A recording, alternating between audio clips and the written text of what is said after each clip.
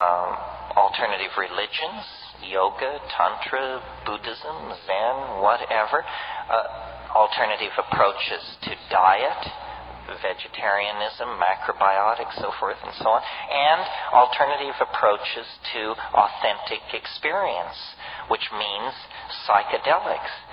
In the early stage of psychedelic involvement, everyone was sort of flying under the banner of hands-on Freudianism or hands-on Jungianism. We're going to see those archetypes. We're going to confront those sexual repressions. We're going to journey into those traumatic childhood memories. Now, it's understood, I think, that those metaphors were fairly inadequate, and that actually we stand on the brink of an unexplored landscape of planetary size. The world of the High Paleolithic, which is a Gaian world, a world of feeling, not analytical intellectual constructs, but a world of empowered feeling, empathy, and intuitive understanding, an understanding that doesn't arise in a context of Greek logic, but in a context of animal knowing, in the authentic mode of the body. So, just to bring it all around here, the great exhibit which we must always keep in front of ourselves and our critics is the mystery of the human mind and body. No one knows how it is that I can command my hand to make a fist and that it will do that. I mean, that's mind over matter. That's the violation of every scientific principle in the books. And yet it is the most trivial experience any of us have. We expect to command our body. We expect the mental will to order the monkey flesh into action, and it will follow. The body is the nexus of the mystery of life. And our culture takes us out of the body and sells our loyalty into political systems, into religions, into inanimate objects and machines, collections, so forth and so on. The felt experience of the body is what the psychedelics are handing back to us. That's why it's called escape, because it's escape from HBO, from walking the mall, from seeing what's on the tube, from consuming trash media. It's escape from all of that into the authenticity of the body. This is why sexuality is so edgy in this society. They'd make it illegal if they but could figure out how. It's the one drug they can't tear from our grip, and so they lay a guilt trip about it.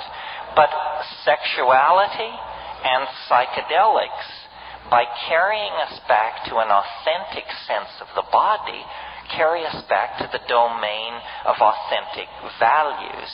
And more, the message that people are getting as they avail themselves of the psychedelic experience is that it is not a journey into the human unconscious or into the ghost bardos of our chaotic civilization.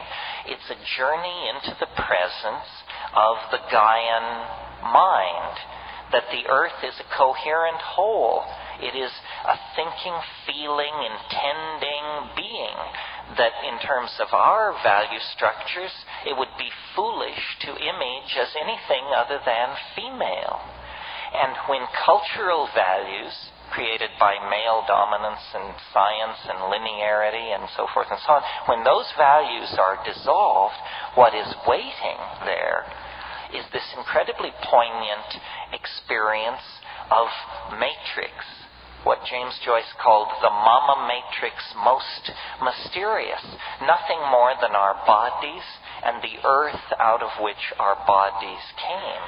History, as we have lived it in the West, has been a turning of our back on that. And now history has failed. Western cultural institutions, having become global cultural institutions, now show themselves to be adequate to inspire, lead, or carry anyone into a future worth living in. At this moment, then, this reconnecting to the Gaian mind becomes a kind of moral imperative. So this whole drug issue is not an issue even about criminal syndicates or about untaxed billions or about the mental health of our youth or any of that malarkey. I mean, my God, the most destructive drugs known to the species are peddled on every street corner without restriction. The real issue is what kind of mental worlds shall people inhabit? What kinds of hope shall be permitted? What kind of value systems shall be allowed? And the value systems that aggrandize the possession of things, the tearing up of the earth, competition, classism, racism, sexism, have led us to the brink of catastrophe. Now, I think we have to abandon Western cultural values and return to the deeper wisdom of the body in connection with the plants. That's the seamless web that leads us back into the heart of nature. And if we can do this, then this very narrow neck of cultural crisis can be navigated. Very little of the past can be saved. The architectonics, the machines, the systems of monetary exchange and propaganda, the silly religions, the asinine aesthetic canons, very little of that can be saved. But what can be saved is the sense of love and caring and mutuality that we all put into and take from the human enterprise. You know, there's a Grateful Dead song that says, "You can't go back and you can't stand still. If the thunder don't get you, then the lightning will." And we now hold, through the possession of these psychedelics, catalysts for the human imagination of sufficient power that if we use them, we can deconstruct the lethal vehicle that is carrying us toward the brink of apocalypse. We can deconstruct that vehicle and redesign it into a kind of starship that would carry us and our children out into the broad starry galaxy we know to be waiting us. But it's a cultural test. Nature is pitiless.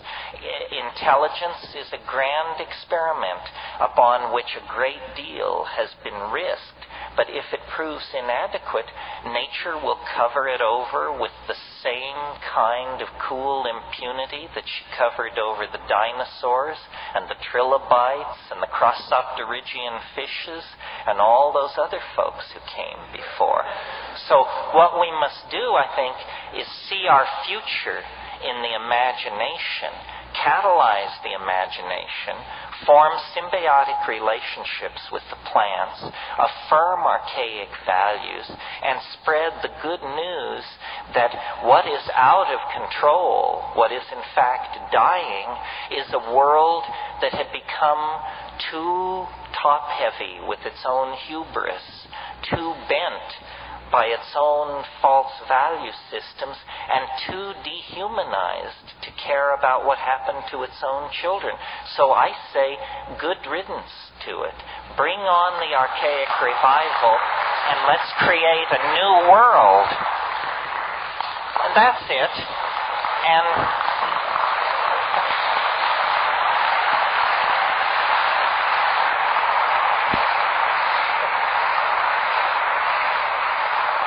if this wasn't perfectly clear, I'm sure the questions and answers will make it so.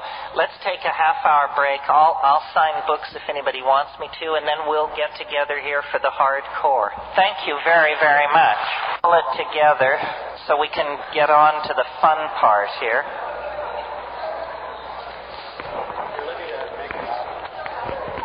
If you want copies of the tape, Todd is out front at that